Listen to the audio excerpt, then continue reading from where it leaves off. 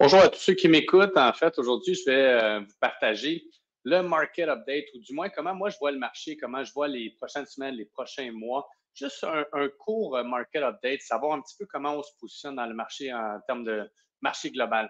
Évidemment, si vous voulez avoir plus d'informations d'un segment de marché, que ce soit pour des secteurs spécifiques, des braquettes de prix, des types de propriétés, bien évidemment, il va falloir aller en détail. Ce qu'on offre en passant, que ce soit moi-même ou d'autres personnes dans l'équipe, on vous offre la possibilité d'avoir une rencontre téléphonique, vidéoconférence ou en personne, de sorte qu'on est capable de savoir c'est quoi l'évolution réelle du marché pour les condos, la copropriété indivise, pour certaines braquettes de prix. Est-ce que les rez-de-chaussée se sont vendus plus cher et ont eu plus d'évolution qu'un deuxième étage, par exemple? Donc là, aujourd'hui, je suis plus là dans l'objectif de vous partager quel est l'impact sur le marché actuel en fonction d'un marché global qui est au niveau de l'île de Montréal, par exemple. Donc, je vais passer à la prochaine page. Donc, j'ai sorti certaines statistiques. Vous allez voir, je vais quand même vous le décortiquer. Simplement pour vous partager, dans le fond, les statistiques sont de janvier à décembre 2024, comparativement à janvier à décembre 2023.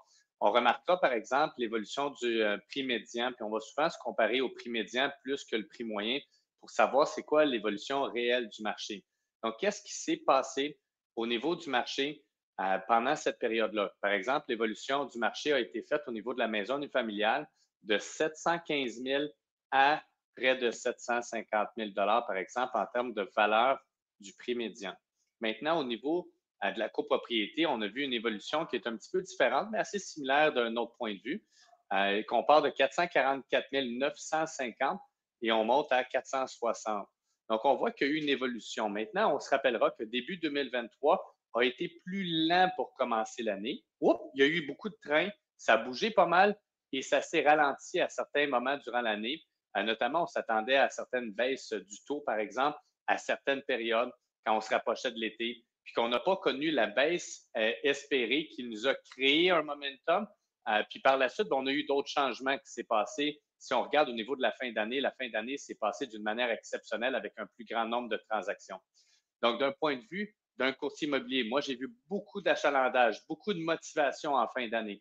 Évidemment, il y en a qui vont me dire, oui, mais il y a eu une baisse importante du taux directeur, mais comment ça qu'on ne le voit pas au niveau de l'institution financière? Qu'est-ce que je m'envoie en banque, puis ainsi de suite. Gardons en tête que cet impact-là, en premier lieu, il crée un sens optimiste par rapport au marché. Ça redonne confiance auprès des acheteurs potentiels. Donc, plus d'acheteurs, donc on crée on joue au niveau de l'offre et la demande. Plus d'acheteurs va faire en sorte que oui, peut-être ça va créer plus d'offres d'achat multiples, mais ça va également peut-être créer une hausse au niveau des valeurs. On regardera aussi, par exemple, que dans les derniers jours, les dernières semaines, il y a eu un petit peu d'insécurité au niveau politique, économique, peut-être même qui pourrait toucher le taux de chômage avec certaines annonces qui ont été annoncées.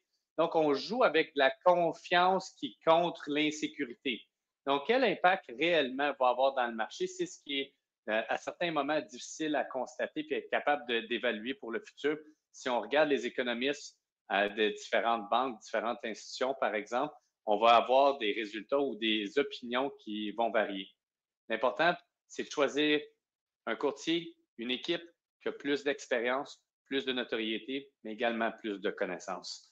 On regardera que moi, je pense que les prochaines semaines, le marché va déjà débuter. On est le 8 janvier, souvent, le marché va commencer plus autour du 20-25 janvier. À mon avis, à moi, il a déjà commencé le marché en termes d'acheteurs. Les acheteurs ont déjà débuté. Quand on parle de commencer, on va souvent voir une vague de premiers acheteurs en début d'année. Et à mon avis, cette vague-là elle a déjà commencé. Ils sont déjà en train de passer à l'action.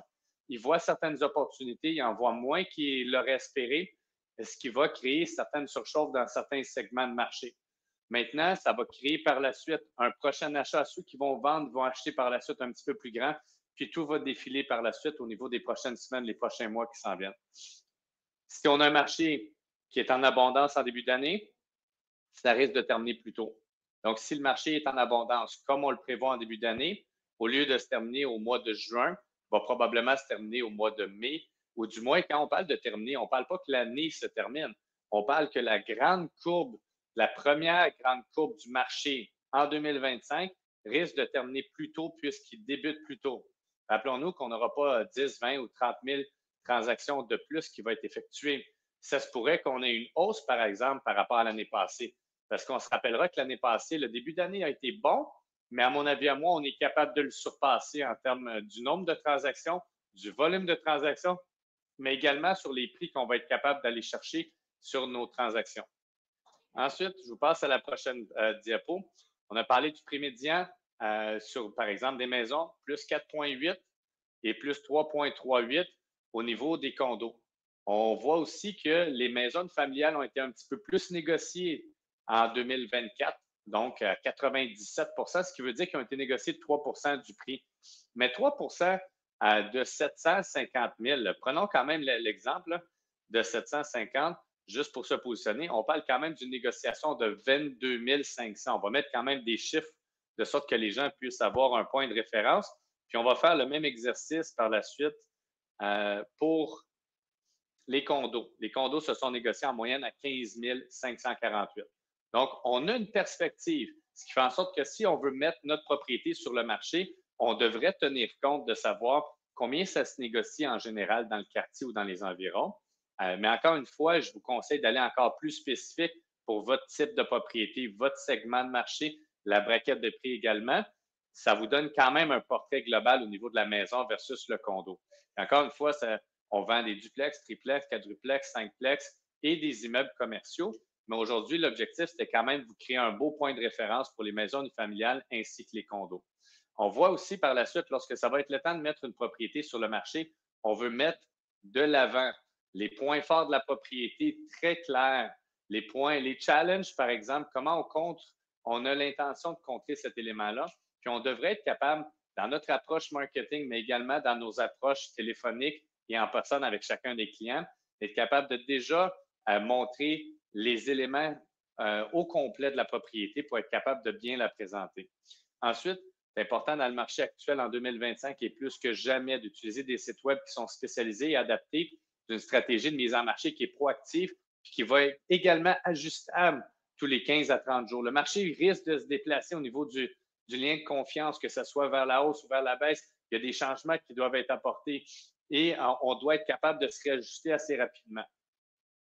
Ensuite, au niveau des parts de marché, évidemment, le nombre d'inscriptions et de transactions.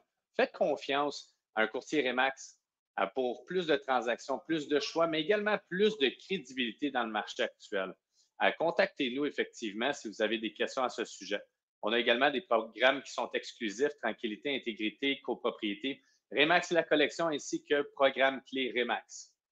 Ensuite, au niveau des 10 forces de l'équipe, je vous mentionne ça rapidement, vous prendrez le temps de le regarder. Vous pourrez voir également qu'en tant qu'acheteur, vous avez les 25 actions qu'on fait pour acheter une propriété avec un client, mais en tant que vendeur, vous avez également les 101 actions qu'on fait. Pourquoi qu'il y en a plus pour un vendeur? Parce qu'il y a certaines recherches qu'on doit faire pour un vendeur qui sont différentes, ainsi qu'une mise en marché avec un certain marketing. Donc, il y a certaines démarches qui vont être faites différentes. Ensuite, 10 façons de bien cibler. Donc, on a différentes stratégies qu'on peut regarder pour être certain d'obtenir la meilleure opportunité dans le marché. Ici, on parle bien d'un acheteur. Plus de détails? Oui, effectivement, vous pouvez scanner à l'écran. Si vous êtes déjà sur votre téléphone, ça va être difficile de scanner. Sinon, vous pouvez scanner à l'écran puis aller voir justement les 25 actions qu'on fait pour nos clients. Ensuite, bien, une entente qui vous protège. On parle d'un CCA ou d'un CCV. Dans ce cas-ci, on parle d'un CCA qui est un contrat de courtage achat. Il est là dans le but de vous protéger. Donc, si vous cherchez à acheter une propriété, parlez-en à votre courtier pour savoir justement quels sont les avantages. Puis, c'est quoi qui est contraignant là-dedans? Puis, s'il y a des éléments justement qui peuvent être contraignants, parlez-en de sorte que vous êtes capable d'avoir certaines réponses et prendre une décision éclairée. Ensemble, on vend, on achète. Je vous souhaite une belle année 2025 et je vous souhaite de passer à l'action et d'avoir les bonnes informations pour prendre les bonnes décisions.